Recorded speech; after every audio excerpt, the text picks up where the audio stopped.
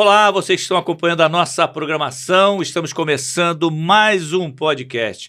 Hoje nós vamos ter um convidado muito especial aqui, mas antes quero lembrar você dos nossos apoiadores, Barco Pirata aqui em Balneário Camboriú, uma das maiores atrações do alto mar aqui da nossa cidade, barcopirata.com.br, lá você encontra todas as informações, como adquirir os seus ingressos, e em breve teremos promoções aqui também no nosso portal Fala Litoral, fique ligado, tá certo? Também a Formedica, formedica.com.br, aqui de Balneário Camboriú, Casa do Pilates, casadopilates.com.br, onde você encontra informações. A Casa do Pilates fica em Camboriú. Nosso convidado de hoje é Claudir Maciel, pré-candidato a prefeito de Balneário Camboriú. Está começando o nosso Fala Litoral Cast.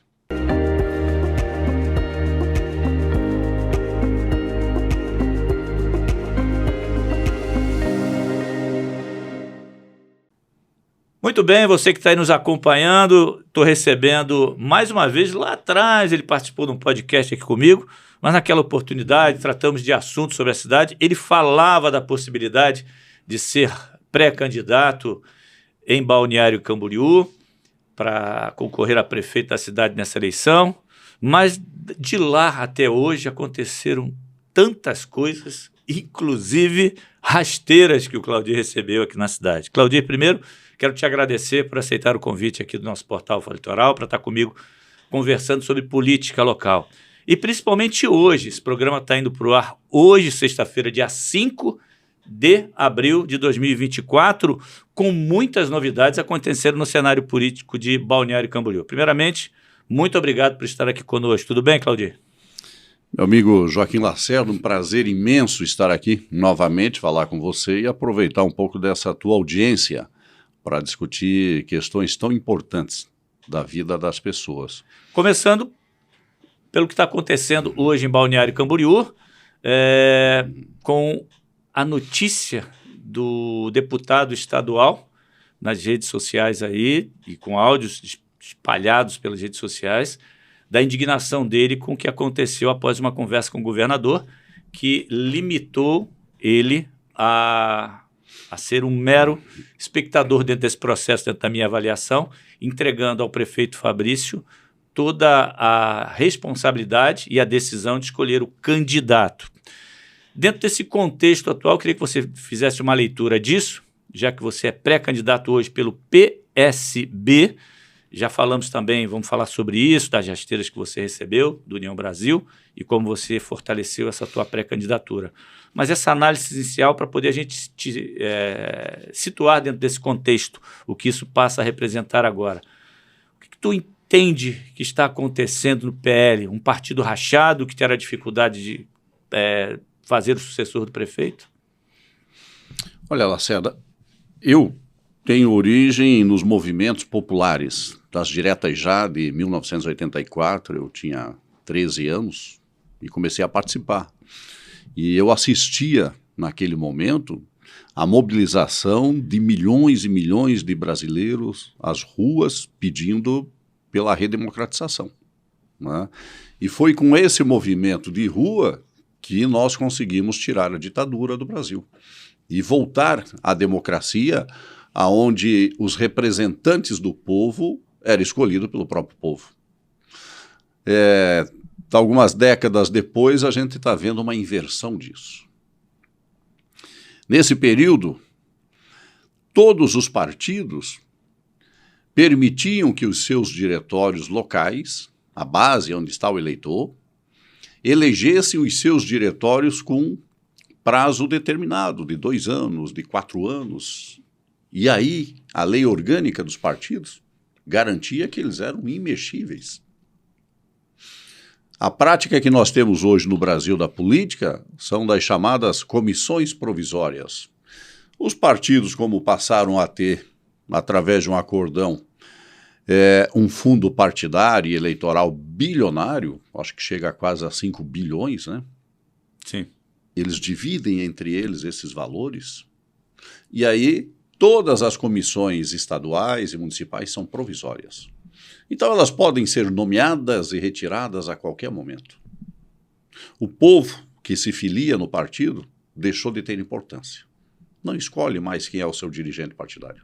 Quem escolhe é o presidente estadual, alinhado, claro, com o presidente nacional. E o eleitor, que não é filiado ao partido, também não escolhe mais o seu candidato. Então, nós estamos vivendo um período aí de goela abaixo, né? De brincar com a democracia, de achar que você, através de um acordo de gabinete, você diz assim, não, quem manda no fulano agora é o ciclano. E ele vai escolher quem ele quiser para ser o prefeito. Mas como é que é isso? Cadê o eleitor nessa história? Não existe mais? Né? Não seria mais justo que o partido chamasse aí uma convenção e permitisse que quem desejasse ser candidato pudesse ser escolhido pelos correligionários e aí apresentado ao povo? Né? Eu creio que soa de uma maneira assim muito antidemocrática, de uma maneira muito egocêntrica. Desrespeito total com o eleitor. Respeito aos correligionários e principalmente ao eleitor, que é a expressão do povo, né? Sim. Então, nós sofremos isso aqui no União Brasil, estamos há um ano com autorização da estadual, trabalhando, colocando uma pré-candidatura na rua, deram um cavalo de pau no meio do caminho, né? Nós reconhecemos o golpe, fizemos a nossa manifestação, mudamos de partido e seguimos a nossa caminhada. E agora eu vejo que acontece o mesmo com o deputado Carlos Humberto, que é uma pessoa de Balneário, empresário, né? Não somos do mesmo partido, mas que tem a sua liderança e de repente se vê completamente alijado do processo. E dentro desse processo político que está se desenhando na nossa cidade, com esse racha, eu vou colocar assim, que de fato está claro o que está acontecendo dentro do partido que hoje detém o poder na cidade, que é o partido do prefeito, né, o PL. Como é que você vê a sua pré-candidatura, já que oficialmente hoje eu posso considerar que teríamos lançado, né, a sua candidatura, hoje firmada pelo PSB, e a candidatura da Juliana, firmada pelo PSD, que estão aí falando que são pré-candidatos, porque o governo até agora não se manifestou. O que isso representa dentro do contexto da sua estratégia para sair da condição de pré-candidato e se transformar em candidato, para buscar a aceitação do eleitor como algo diferente dentro desse contexto político? Olha, nós temos hoje a ferramenta muito forte são as mídias sociais, né? Então isso vai permitir que a gente possa conversar diretamente com muita gente. E as pessoas que quiserem entender a história vão ter essa oportunidade, né? Veja só, o atual governo, que foi reeleito em 2020, inclusive a chapa do prefeito Fabrício com o deputado Carlos Humberto, eles foram reeleitos com 30 mil votos, de um total de 94 mil eleitores. No pós-eleição, tem uma frase do deputado Carlos Humberto, que era o vice eleito na época, no jornal Página 3, dizendo o seguinte: fomos mal na eleição. Quando estava tudo bem entre o grupo político, eles foram mal. Sim. 2/3 dos eleitores não votaram na atual administração. Ou votaram em branco, ou anularam o voto, ou não foram votar, ou votaram em outro candidato, mas 2/3 não votaram. E agora, no final do ciclo do governo do atual prefeito, existem vários episódios aí que foram negativos, né? Como o escândalo no saneamento da cidade, a tentativa de expropriação de mais de 2.500 propriedades aqui na região da 4ª Avenida para fazer um parque, né? Um parque para os ricos pisarem e levarem seus cachorrinhos, né? O rompimento do prefeito, né, com quem era o vice dele, está aí. Sim, né? Declarado, né? Declarado, completamente incorrigível, né? Sim. Enfim.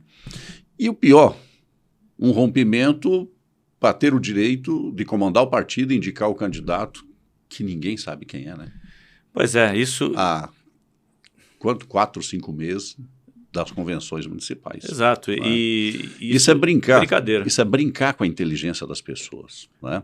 Eu posso dizer que a minha pré-candidatura nesse período de mais de 30 anos, que o mesmo grupo governa Balneário e pretende continuar, eu fui vereador 4 mandatos, eleito 4 vezes na oposição. Fui presidente da Câmara pela oposição. Eu nunca participei nenhum minuto do governo deles. Nunca. Sim. Eu sempre me ative na minha postura de representar e honrar os votos que recebi e a confiança do povo. Eu já ouvi você falar exatamente o que você falou agora outras vezes. Eu gostaria que você exemplificasse, para quem está nos acompanhando, o que é essa sequência que você falou, que esse grupo sempre esteve no poder e a gente está vendo alterações. Explica para quem está nos acompanhando qual é essa tua leitura desse grupo e por que que hoje você está num processo diferente. Inclusive, dentro desse contexto, pelo que eu estou analisando, a Juliana faria parte, ou estou enganado?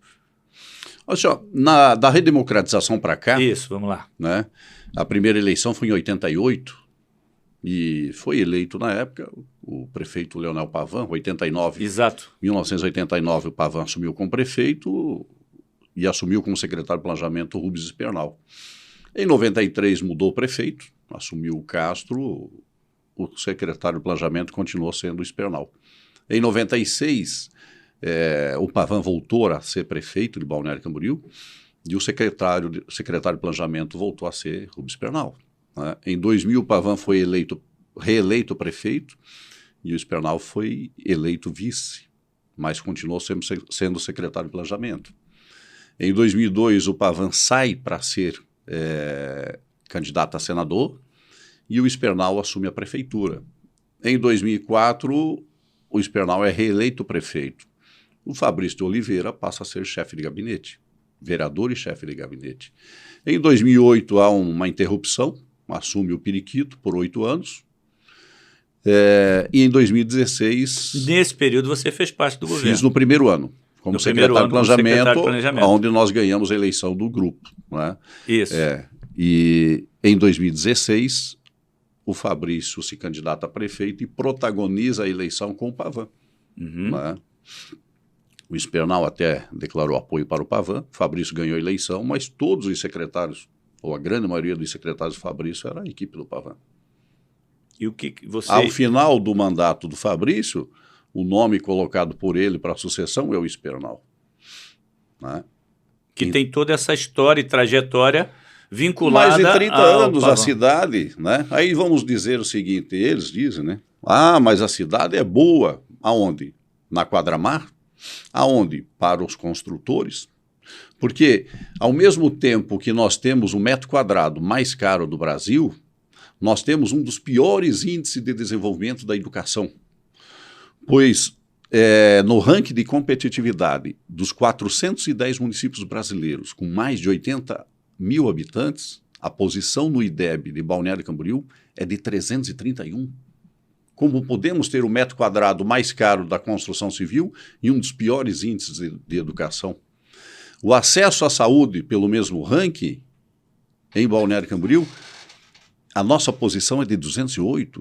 Como podemos construir tantos condomínios de luxo e ainda permitir que tenhamos um hospital de campanha, né, com o povo se amontoando, esperando um atendimento no pronto-socorro? Isso não combina com Balneário. Não combina. Uma cidade que é o segundo menor território de Santa Catarina. Mas o hospital aí, ele sofre Vamos lá voltar aí já no hospital. Quando o Periquito, né, fez aquele trabalho todo lá, montou esse hospital com um objetivo. Não foi o Periquito, foi o Espernal. O Espernal, mas o Periquito que acabou, terminou. Mas aí com o objetivo de que fosse um hospital único, exclusivamente municipal. Isso não acontece até hoje. Isso não é o que sobrecarrega também? Você acha que não falta também por parte da administração um trabalho mais eficaz para que esse hospital não ficasse tão sobrecarregado em função de receber muita gente de fora também? Mas ele recebe? Recebe. Quanto? Tá vendo? Mas recebe. Eles nos vendem verdades. Tu acha que não recebe? Verdades. Atende só o pessoal de Balneário Camboriú. Mas olha só, o hospital foi construído, eu era presidente da Câmara na época, e ele tinha um propósito. Né? O Espernal era o prefeito. O propósito dele era de ser de baixa complexidade. Exato. Para ele atender o programa de saúde de estratégia da família, que atenderia até 85% dos casos. 15% dos casos seriam de média e alta complexidade. Isso. Ora, foi criado o hospital, mas foi desativado o Santinês. Então, a pessoa que sofre um acidente, toma um tiro, leva uma facada. Não, mas não é. Nós não somos credenciados lá. Não, eu sei, mas o morador de Balneário, como é que vai jogar? Eu entendi. Você entendeu? Sim. Foi apresentada uma proposta que não foi cumprida. Incompleta. Mas tudo isso foi feito. Vamos voltar à nossa realidade. Quando o orçamento de Balneário era cerca de 90 milhões, o hospital custou 28 para construir e equipar. Foram 8 milhões do governo do estado, né? O ex-deputado Dado Xerém era o secretário de saúde do estado, 8 milhões foi tirado da Imasa e 8 milhões veio da Organização Mundial da Família. Mais ou menos isso aí. Uhum. Agora eu te pergunto, se com 90 milhões foi construído, articulado, equipado e colocado um hospital em funcionamento, como é que com 1 bilhão 850 milhões, que é o orçamento desse ano, não se consegue manter o hospital? Algo está errado. Uhum. A saúde não é prioridade, mas da turma que ali está, eles estão cansados. Cansado? Eles estão cansados. O que você considera cansado dentro desse contexto? Cansado do povo. Cansado do povo? Cansado do povo. Para eles, resolver a saúde é um incômodo. Se debruçar sobre um mapa da cidade, olhar a população, olhar as diferenças sociais que está ligado à saúde, né? Pensar em estratégias para melhorar a saúde, estabelecer metas e objetivos de melhorias da saúde. Isso exige tempo. Isso exige que você se dedique. Você não montou esse estúdio? Sim. Você pensou. Claro. Né? Você correu atrás de uma sala, você fez isso, você comprou equipamento. É isso que tem que fazer. O prefeito Fabrício parece que foi 7 vezes a Dubai em um ano e não foi nenhuma vez nos bairros de Balneário. Não pode estar certo. O objetivo está sendo correr atrás de mega investidores, né, para construir. E o povo que mora aqui está tendo que ir embora porque não tem condições de ter acesso a uma moradia. Partindo do princípio da sua pré-candidatura, agora falando pelo PSB, partindo do princípio da sua pré-candidatura e dentro dessa leitura que você fez agora com relação ao que vem acontecendo, dentro da sua percepção apresentada aqui, o governo municipal hoje ele não olha para a população e se preocupa com a parte de crescimento da cidade e investimentos. Não é crescimento da cidade. Se preocupa com a área de negócios. É isso? Essa é a tua leitura? É a minha leitura. Área de negócios. Aí vamos partir desse princípio. 8 anos não foi construída uma escola. Não, perfeito. Em dezembro, o prefeito comemorou, né? Eu vi a prefeitura comemorando que gastou 70 milhões para eliminar goteiras das escolas. Isso não pode ser uma política de educação. Tem alguma coisa errada. Agora, dentro dessa linha, vamos pensar, dentro da tua percepção de pré-candidato, candidato, e se isso vier a acontecer e, quem sabe, apresentar as suas propostas, como é que é a tua leitura desse contexto, dentro desse quadro atual que você acabou de desenhar? Você vai esquecer essa parte de trazer recursos para o município ou isso também vai fazer parte da sua estratégia, mas não vai deixar de olhar essa área que você identificou como carência do governo atual? Como é que funciona isso? Eu vou citar um exemplo. Final do ano passado, você deve ter recebido, o deputado Carlos Humberto comemorando com nota e o prefeito desmentindo, enfim. Mas o deputado estava comemorando que, como deputado, ele tinha trazido 10 milhões para Balneário Camboriú. Isso. Só para a saúde foram 2 milhões, não é isso? A prefeitura hoje gasta mais de 100 milhões com o hospital. 2 milhões é 2%. Isso não refresca em nada. Sair com pires atrás do governo do estado, do governo federal, para pequenas coisas é bobagem. Nós teríamos que ter o apoio do governo do estado e do governo federal para obras de envergadura que fosse aí de 100 milhões, 200 milhões, como foi o centro de eventos. Custou, acho que 120 milhões, 150. Sim. Isso é uma obra de envergadura. Daí sim. Né? Agora, veja só. Nós temos excelência na construção civil. Certo. Verdade? Claro. O que eles precisam da prefeitura? Só que não atrapalhe, que não jogue esgoto, né, na praia, que os clientes deles compram um apartamento e querem se banhar. Não é verdade? Uhum. Então, o que o prefeito tem que ser? Corretor de construtora? Não tem que ser.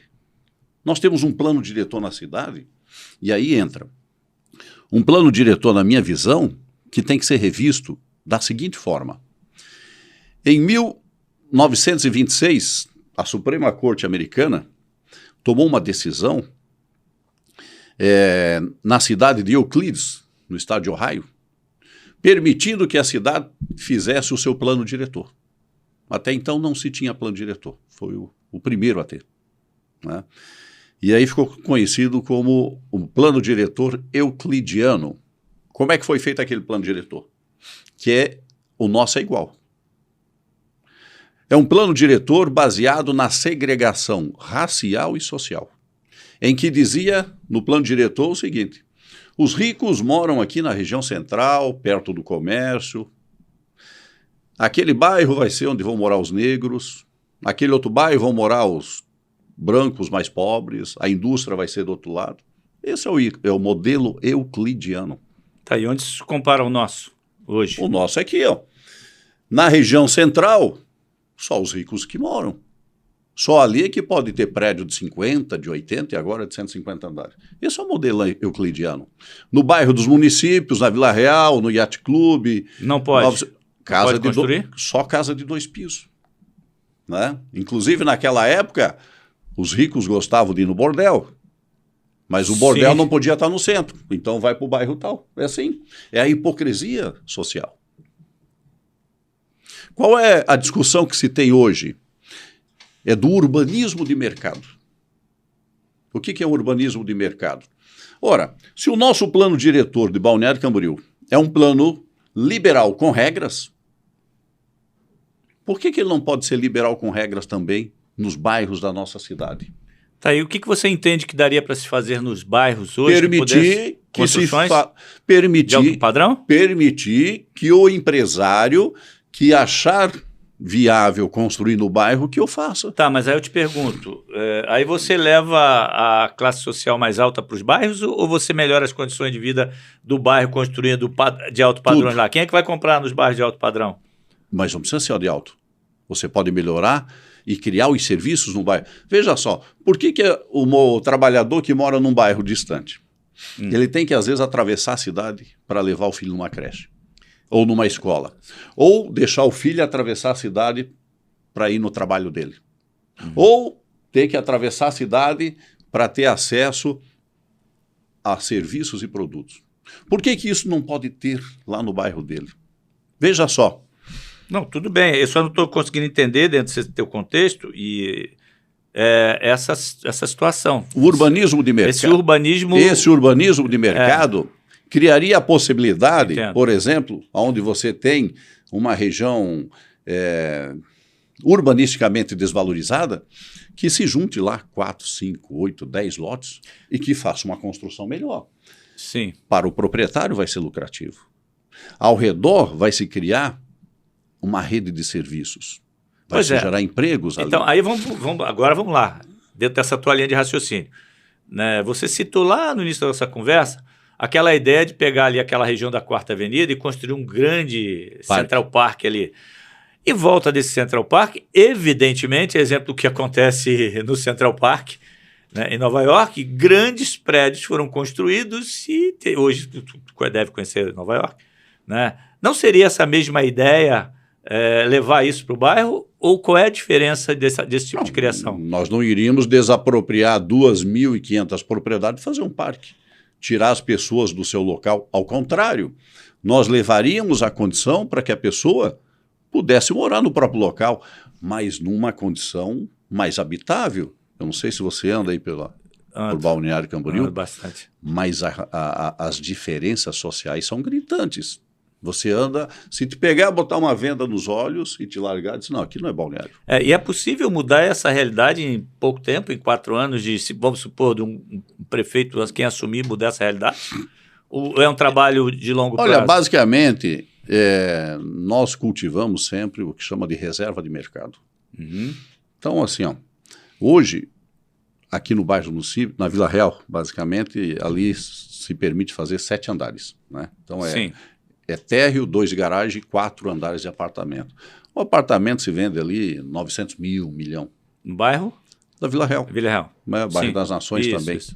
Aqui aí você tem essa opção, se quer morar num apartamento. Ou você vem aqui da Terceira para o Brasil, e aí você vai pagar 2,5 no apartamento. É. Então você só tem 2 produtos, ou você compra de 1 milhão ou de 2,5. Por que não estender essa escala social e ter mais opções de moradia? Ora, mas se eu tiver mais opção de moradia, então talvez eu concorra com a construção civil no centro. Né? Com valores de imóveis mais acessíveis. Mais acessíveis, é possível. Né? É perfeita. Com bom padrão de qualidade Padrão e com valores de qualidade, melhores. né? O Minha Casa Minha Vida de 15 anos atrás era um caixote, coisa mais feia. Hoje, o Minha Casa Minha Vida tem piscina, tem elevador, tem área de lazer, tem acabamento. Antes eram de 4 andares no máximo para poder subir de escada. Era verdade. Mas hoje faz Camboriú de 3 tem muito disso andares, ainda. tem de 3 andares, mas com qualidade. qualidade. Por que é que as pessoas que moram nos bairros têm que ficar com o que sobra? Não há necessidade. Dá para ter padrão de qualidade e preço acessível para muita gente. Um televisor desse aqui, né, um de 50 polegadas, já chegou a custar 12, 15 mil reais. É verdade. Hoje é popular. É mais acessível. Mais acessível. Né? Nós não estamos ainda acostumados a consumir produtos de qualidade. Isso sempre foi restrito aos Estados Unidos, à Europa. Faz pouquíssimo tempo que nós estamos tendo acesso a bens de consumo, né? A tecnologia, justamente por essa globalização, essa facilitação de importação e exportação. Então, o mundo tem que entender que a gente tem que ter o mínimo de possibilidade e acessibilidade, né, àquilo que a gente vê. As pessoas saem dos bairros, vêm construir esses prédios luxuosos, né, vê esses carrões desfilando aí de Porsche, Ferrari, Neymar, Cristiano Ronaldo. Sim. Isso é um mundo de ilusão. A Balneário Camboriú, quando você atravessa da Terceira para frente, você começa a viver uma ilusão. Quem mora para trás da Terceira Avenida, Terceira, Quarta Avenida, já começa a viver a ilusão. Quarta Avenida já começa, mas daqui para lá, nós estamos próximos da Terceira Avenida. E aí ele volta para o bairro dele. Para lá, para a praia, já é ilusão, né? E ele volta para o bairro dele, né? E aí a turma que faz prédio de 50, 80, 150 andares diz o seguinte: temos que controlar o adensamento. Então, Lacerda, lá no teu bairro, tu só pode fazer uma casinha de 2 andares. Aí, vez e outro, né? Teve uma que mudou no último plano diretor. Agora não é 2 andares, você pode fazer 2,5 andares. Pá. Não é uma contradição? É verdade. Para uma cidade que se diz liberal, para um plano diretor que se diz liberal, mas é completamente controlador social. Mudar isso? Claro que é, a gente tem que conversar, né? Uma lei se muda com outra lei. Nós temos que mostrar que isso vai trazer melhorias, né, para a cidade como um todo. Não é justo você ficar olhando aí aquela máquina de assar frango e não poder comer um franguinho desse, né? Não é justo isso. Agora, dentro desse contexto, quando você fala em mudanças, nós temos um problema seríssimo em Balneário Camboriú, que é a situação da mobilidade. Mesmo com essa nova proposta que não sai até o final do ano, não termina, que é a reurbanização da praia, o alargamento, que tinha como propósito ali, né, toda a reurbanização, começou de uma forma loteada, que eu queria também ouvir a sua opinião sobre isso depois, na sequência, aí pode até pegar o gancho para falar, desse loteamento para as construtoras construir o projeto da Orla. Essa dificuldade de mobilidade que a cidade tem em função até da sua limitação, né, geográfica. Como é que isso pode ser também resolvido dentro de um período de gestão? O problema da mobilidade não está na Atlântica, né? Não. Nunca esteve. Não é ali, com está certeza. Aqui na Terceira Avenida, na Avenida do Estado, Brasil. na Martin Luther, a Brasil, né? Porque quem vem para Brasil querem sair aqui para a Terceira, é o povo que está trabalhando. Então, ali que tem os gargalos. Nós não tivemos, tirando a Martin Luther, nenhum investimento nesses últimos anos em mobilidade. Por exemplo, os túneis, né, da Terceira Avenida, da Quarta, que passam por bairro. Mas aí depende das artérias. Claro que não, a marginal não. Nós podemos fazer. A marginal? Podemos fazer. Nós podemos fazer. Ela não está limitada a artérias? Mas o que nos limita a dialogar? Nada. O problema é a dificuldade da artéria. Mas isso tem que ser prioridade. Se a gente construir os elevados sobre os túneis, em que quem está indo para os bairros não tenha que conflitar com quem está passando na marginal.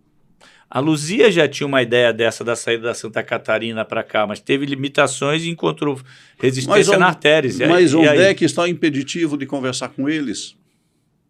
De conversar com o governo federal, com o ministro dos transportes, dizer, olha, nós temos essa realidade. Balneário não é um município comum. Isso é fato. Balneário pertence a todos os catarinenses e a todos os brasileiros.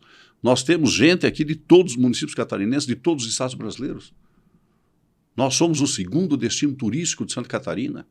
É uma cidade que tem importância. É uma cidade que tem condições de sentar na mesa aí com o governo federal e buscar essas mudanças, né? Inclusive, está para se renovar agora a concessão dos 30 anos. Eu acho que é 2028, 30. Da artérias? Da artérias. Sim, exato. Né? Cadê o plano de Balneário Camboriú para isso? Não vi anunciado. Já poderia ter apresentado. Não vi anunciado em lugar nenhum. Sim. Vou te contar uma história. Eu, quando assumi a Secretaria de Planejamento, em 2009, eu disse, nós temos que construir as pontes das marginais para melhorar o acesso. Nós estávamos com o master plan do centro de eventos. E eu dizia, tem que fazer isso daí. Né? Fui numa reunião lá em Joinville com o governador Luiz Henrique. Nos encontramos, mostramos para ele, levei uma equipe, né? E deu aquela sinalizada, tal, né? E aí disse, temos que fazer. Aí eu disse, na reunião, eu peguei o contrato da Artérias e não estava previsto que fizesse as pontes das marginais. No contrato estava previsto a obrigação deles fazer o levantamento da ponte antiga, mas não construir as pontes laterais. Eu paguei do meu bolso um engenheiro, meu amigo Alex Press, ele fez uma projeção da ponte e eu levei na reunião com o governador e com a Artérias, apresentei. Olha, nós temos uma estimativa de custo de tanto. Prefeitura para listar um anteprojeto desse ia levar anos, eu mesmo paguei. E levei lá. Moral da história, passou algum tempo, tem os ofícios até, esses dias eu estava revendo, achei, meu para Artérias, né, pedindo que eles considerassem esse aditivo, pleiteasse o aditivo no Ministério dos Transportes para fazer as pontas marginais que foram feitas futuramente. Né? Mas houve um início de uma mobilização, né, de uma concepção disso naquela época, em 2009. Né? Hoje é uma realidade. Balneário sem as marginais, com centro de eventos, é impossível. Verdade. Né? Então, a gente tem que ter a visão lá na frente. E a gente não vê nada disso. Nós não vemos aí um plano para resolver a saúde, um plano para tornar a nossa educação como referência nacional, assim como é a construção civil. E eu sou do ramo, eu defendo a construção civil, eu defendo o plano diretor, eu ajudei a construir isso, só acho que nós temos que ampliar isso. Nós temos que levar essas riquezas para os bairros de Balneário Camboriú. Nós temos que permitir que as pessoas que nasceram aqui desfrutem dessa riqueza. E aí você vai dizer, Claudinho, então tu quer dar um apartamento de 10, 5 milhões ou 20 milhões? Não. Às vezes a riqueza para alguém é ter uma casa para morar. Exato. Mesmo pagando aluguel. Outro é ser proprietário. E para outros, a riqueza é curar a sua doença, ter acesso a um tratamento, a ter acesso a uma consulta, a um exame. Então essa riqueza que eu me refiro é ter uma escola de qualidade em que o pai possa deixar o seu filho tranquilo e ir trabalhar no prédio aqui na região central para construir os apartamentos que serão vendidos por milhões. Agora vamos falar da Orla. Quem assumir a prefeitura, ou se continuar a administração atual, o seu sucessor, enfim, independente de quem assuma a prefeitura, vai encarar a responsabilidade de ter terminar o projeto da orla, né? Que a praia já foi literalmente alargada, né? Tá aí, só, né? Isso é fato. Agora tem um trabalho que começou. Eu, recentemente, na Barra Sul, eu passei por lá e vi que tinha algumas máquinas ali fazendo uma obra, mas eu não vi, eu não consigo ver evolução nesses trabalhos, nesse loteamento. Como é que você entende esse loteamento em 18 lotes para entregar às construtoras em troca de benefícios? E o que faria se viesse a futuramente sair, eu vou frisar sempre isso, por causa dessas encrencas que tem, sair da condição de pré-candidato hoje para passar a condição de candidato e depois, se porventura eleito for, como é que terminaria esse projeto ali e como é que seria essa relação que foi acordada com as empreiteiras que têm lotes para construir ali esse projeto Lacerda, de reurbanização? a gente está discutindo levar a riqueza para os bairros, não é isso? Uhum. Então, como é que vamos fazer? Vamos pegar um prédio e... Mas não podemos esquecer da praia, né? Calma lá. Vamos pegar um prédio e dar um pedaço a cada um? Não. Nós temos um plano diretor que permite que as pessoas possam ser empreendedoras, que elas construam, que elas ganhem muito dinheiro e que elas paguem seus impostos, não é isso? Sim. E o que acontece no balneário? As pessoas empreendem, constroem, ganham muito dinheiro, não tem nenhum construtor mal, né?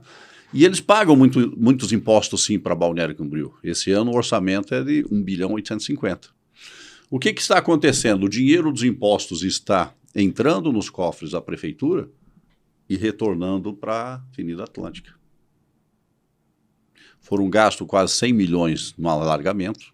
E agora a previsão é gastar 400 milhões na reurbanização.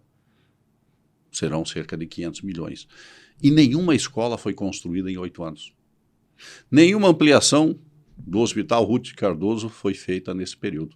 Você acha que está justo? Não. Esse dinheiro dos impostos... Não discuto isso. O que eu defendo que o dinheiro desses impostos arrecadados, eles façam fluxo pelos bairros. Não, tudo bem, mas nós temos um problema a ser resolvido. Afinal Calma de lá. contas, essa imagem que você mesmo descreveu aqui, da cidade de Balneário Camboriú ser a segunda referência, ela passa exatamente por isso, pela praia. Mas deixa eu chegar lá. Vamos lá. Né? Ora, se a cidade é valorizada, se as pessoas empreendem e nós temos um metro quadrado mais caro, por que as construtoras não oferecerem a reurbanização que valoriza o próprio imóvel deles? Sem que ela tenha benefícios fiscais Claro, com isso? o que está se fazendo é uma troca de imposto. Mas isso já foi acertado, e agora? Dá para mudar? Foi acertado 5%. Uhum. Né? Ali está sendo feito apenas... a construtora que está liquidando as suas dívidas está fazendo as melhorias na frente dos seus prédios. 300 metros. Só na frente dos seus? O certo era pagar, a prefeitura escolher onde é que é prioridade. É o que eu imaginei. Então, você me paga e eu te devolvo? É assim que está acontecendo. Não está certo. E aí o que nós estaríamos fazendo com o dinheiro dos impostos? Cuidar mais do saneamento. Porque Balneário Camboriú tem que virar a chave na cabeça das pessoas e mostrar que as pessoas estão pagando milhões em um imóvel para poder mergulhar na própria bosta na praia. O sistema de esgoto coleta o esgoto na região central, dá uma volta na cidade, bombeia para a estação de tratamento, que chegou a ter eficiência de 1% agora em janeiro de 2024. E devolve isso para o rio, que devolve para o mar, e os mega ricos da cidade estão mergulhando no próprio cocô. Eu não diria que os mega ricos estão indo não, porque eles não vão à praia ali. Alguém falou esses dias, até não sei, não lembro quem foi, não sei se foi você não. Duvido que não vai. Mas eu acho, não, mas não vai, porque vai para outras praias, não para essa aqui da frente. Eles vão para Bombinhas, vão para... Não. Quem vai para Bombinhas são os políticos de Balneário Camboriú. Pois é, não sei se foi você ou alguém falou. Eu falei. Para eles, por que eles não vão lá tomar um banhozinho? Não vão, eu fiz um desafio ao prefeito. Foi você, exatamente. Eles não tomam banho aqui.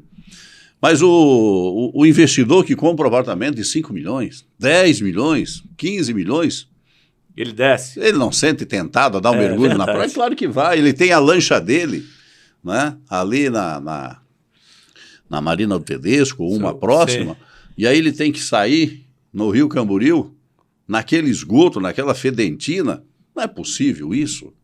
Não é possível. É o que acontece hoje. Essa maquiagem toda... Então, e como resolver esse problema? Seriedade. A CPI Não, a CPI não vai resolver nada. Tem que fazer CPI, mostrar o responsável e punir para servir de exemplo para outros que vierem. Mas olha só, tem que ter gestão, tem que ter prioridade, você tem que estender o mapa da cidade, do saneamento na mesa, o mapa da educação, o mapa da saúde. Né? Quantos % falta para ser saneado na cidade? Depende do que você entende com saneamento. Saneamento. É a ligação. O que é saneamento? Bom, inicialmente seria a ligação do esgoto doméstico até a rede de esgoto, que levasse para a estação de tratamento, fosse tratada e a água fosse jogada com qualidade novamente. Isso, aí seria o saneamento. Então, eu coleto o esgoto, eu mando para uma estação de tratamento, eu tenho eficiência acima de 90%, 95%, e aí eu devolvo isso. Exato. Né? Para o ambiente. Isso sim, nós chegamos em janeiro, relatório do IMA, 1% de eficiência. Nós tínhamos 95, 97. Então isso é um descaso... Quando tinha 95, 97? De 2011 a 2019, a eficiência variava de 95 a 97. E por que caiu tanto? Porque deixaram romper uma manta que tem lá, por falta de cuidados, por falta de orientação. Mas não fizeram lá novamente uma obra para recuperar isso? Não teve um período que fizeram isso? Fizeram, mas parece que não está funcionando. Não dá para acreditar mais nessa turma. Não dá mais para acreditar. Né? Esconderam isso, esconderam. Com fotos, não negaram vídeos. que não tinha. Sim. Depois começaram a vir os vídeos, né? Até com o promotor, onde a Imasa estava... anunciando que iria jogar os dejetos direto no rio, né? Se fosse um de nós, saía preso. Não é possível que isso aconteceu, né? Mas aconteceu. Agora, e onde entra a responsabilidade também e como fazendo uma parceria com o Camboriú para resolver o problema de lá? Agora parece que a Águas de Camboriú tem uma parceria eles com o anunciaram aí, porque é lucrativo. Ah, sim. Acima de 50 mil ligações é lucrativo. Agora, o poder público tem que querer fazer, às vezes querem controlar, e parece que se acertaram lá, anunciaram o que vão fazer, com a Camboriú. Isso interfere também na qualidade da nossa balneabilidade aqui. Camboriú, se não me engano, teria mais de 80 mil ligações. Né? Eu sempre defendi que a própria Imasa fizesse. Que a Imasa ficasse com a receita para restituir o investimento. Uhum. E aí todos ganhariam. Camboriú ganharia saneamento, o rio Camboriú voltaria a respirar e nós veríamos peixe pulando ali, e Balneário Camboriú deixaria de receber esse esgoto. Eu já vi. Não, eu vi. Já pesquei ali nos anos 80. Eu vivi. Eu, quando era moleque, morava na Vila Real, na rua Dom Jaime. Na saidinha ali para o mar, né? Não, aqui onde é a ponte da Gastronômica, eu morava na Vila Real, eu estudava ali naquela rua e morava na rua Dom Jaime. Eu cheguei a pescar ali, rapaz, sabe aqueles peixes-espada compridão? Sei. Cara, uma vez jogamos uma tarrafa ali, mas veio uns 20. Você via eles entrando ali pelo Rio Camboriú. Olha aí. Tu deve lembrar disso, pescar siri ali naquela beiradinha ou no rio ali. Você viu o siri andando no rio, cara. Nós vimos aqui, não tinha ponte na época. Quem conhece essa época lembra disso. Não tinha ponte, tinha nada. Tinha umas pedras lá, lembra? Aonde? Lá onde tem a ponte hoje. Na Gastronômica? Sim, tinha umas pedras. Tinha um barzinho ali. Isso. Poço das Pedras. Era o nome do restaurante. Isso. Então a gente chegava ali e tal. Tirava um marisco, tirava uma ostra, pegava a carne, botava na mão bem assim, ó, 2 dedos, levava na pedra, puxava um lagostinho, levava um salzinho amarrado no cordão do shorts. Levava para casa e fazia festa. Não, comia ali mesmo. Comia ali mesmo. Atravessava o rio. No barranco lá era repleto de goiaba. Era a vida que a gente vivia. É verdade. Né? Hoje é lamentável o rio estar nessa situação.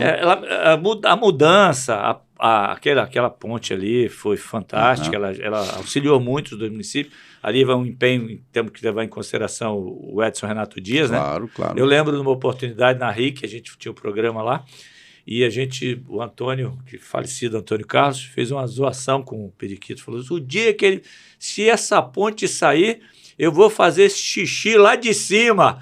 Aí o Periquito entrou em contato e falou assim: a ponte vai sair e eu vou assinar aí no programa de vocês a ordem de serviço. Um dia estamos lá fazendo programa, chega ao vivo, né? Chega o Periquito, o Claudinei, eu tenho a foto. O Loss. E tinha um outro.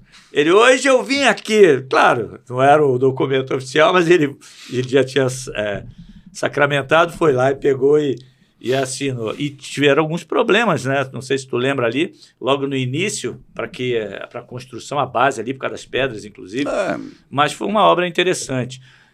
Agora, voltando ao assunto da balneabilidade, de recuperação do rio Camboriú, né? É possível estar criando alguns mecanismos em parceria, já que é uma outra empresa em Camboriú, para que, em conjunto, se melhore a qualidade desse rio?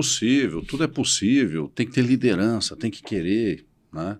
Tem que se reunir com as pessoas, tem que persistir, né, a ideia. Pô, quando a gente fala de uma ideia, a gente percebe a reação. Se a pessoa não entendeu, né, você tem que explicar. Ou quando eu falo, pô, balneário é superavitário, orçamento de 169 milhões para a EMASA esse ano. Nós temos cobertura de coleta de esgoto, estamos chegando aí, acho que 95%, 98%. Falta resolver a questão da eficiência do tratamento. Nós podemos, ou poderíamos, né, fazer essa parceria com o Camboriú sem nenhum problema. O Rio Camboriú, na verdade, não é um problema. Ali é um potencial turístico fenomenal para fazer marinas, hotéis, né? Porque ele conecta tanto o Camboriú quanto o balneário à praia central. Nós temos o Mole. Tem um projeto de transporte coletivo hidroviário. Você já viu esse projeto de Camboriú? Fui eu que estive presente apresentando para o prefeito de Camboriú. E aí, qual a viabilidade disso? Doamos os estudos. Tem que querer. Né? É possível. É possível, mas hoje é insuportável andar no rio. Né? Eu vejo as pessoas andando de jet ski ali do lanche. Meu Deus, eu andei algumas vezes lá, é insuportável. Né? E o esgoto não é lá de Camboriú só. Não, claro que não. Está aqui na cabeceira da ponte de Balneário. Sim, eu estive ali, filmei, fiz vídeo.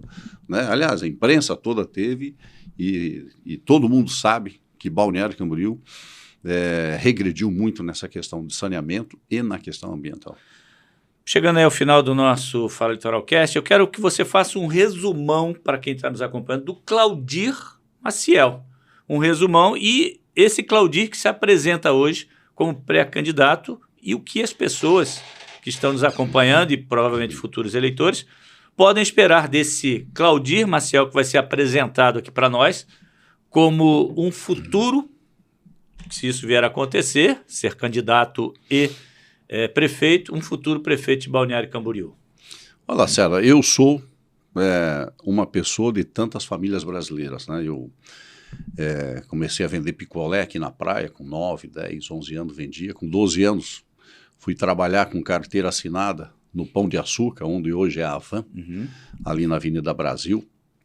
Depois eu ingressei no serviço público, com 17 anos, uma terceirizada, fiz concurso, né, com 19 anos, passei em primeiro lugar na área de tecnologia, de informática, né, era CPD.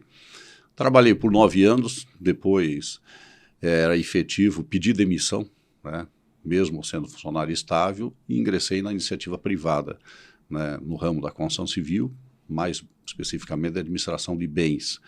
Fui vereador aqui por 4 mandatos, fui presidente da Câmara, fui secretário municipal de planejamento urbano, fui secretário de Estado do desenvolvimento regional e do desenvolvimento econômico também. E depois, em 2017, resolvi não concorrer mais, né? Fui estudar, fui me dedicar mais à família, tive um outro filho, né, com 50 anos, o Leonardo, que está com... Veio aqui já no estúdio, sim, né? Verdade. Está com 1 ano e 7 meses, sou pai da Isabela, que é dentista, o Gabriel, que é advogado, a Letícia, que tem 21 anos, se forma no final do ano em medicina, e do Leonardo, que tem 1 ano e 7 meses. Né? E de tanto andar nas ruas, de tanto encontrar os amigos, as pessoas, e as pessoas pedirem para voltar, né? Foi reacesa a chama da política que vive dentro de mim, e resolvi então, junto com o Molina, que está aqui, meu amigo, o Saraiva, o Michel, disse, olha, vamos encarar esta jornada, e estamos nos apresentando para uma pré-candidatura a prefeito de Balneário Camboriú. né? Eu sou formado em administração, tenho mestrado em educação e conheço profundamente a administração pública de Balneário Camboriú, conheço cada rua da nossa cidade e conheço, sim, os anseios do nosso povo. Porque eu sou filho de um carpinteiro, do seu Otávio, e de uma dona de casa, dona Laurentina, que criaram 9 filhos, né? Sempre junto deles, todos muito bem protegidos e cuidados. E eu sei, então, o valor que é você precisar de uma consulta médica, você precisar de um ônibus para poder andar, você precisar de um emprego para poder trabalhar e para poder ter o sustento no final do mês. Então, embora as condições tenham melhorado, eu nunca perdi as minhas origens e as minhas raízes. Esse é o Claudir que está sendo apresentado como pré-candidato. Esse sou eu, Claudir Maciel. Esse é o Claudir. Então, sucesso para você. Obrigado por eu que agradeço, estar aqui muito obrigado conversando comigo. E contribuir e engrandecer, né, com as nossas conversas. Obrigado. Foi um prazer falar contigo mais uma vez e continuamos à disposição no que for preciso. Um grande abraço a todos. Grande abraço. Abraço a você que nos acompanhou. Continue aí acompanhando a programação do nosso portal Fala Litoral. Valeu e até o próximo Fala Litoral Cast.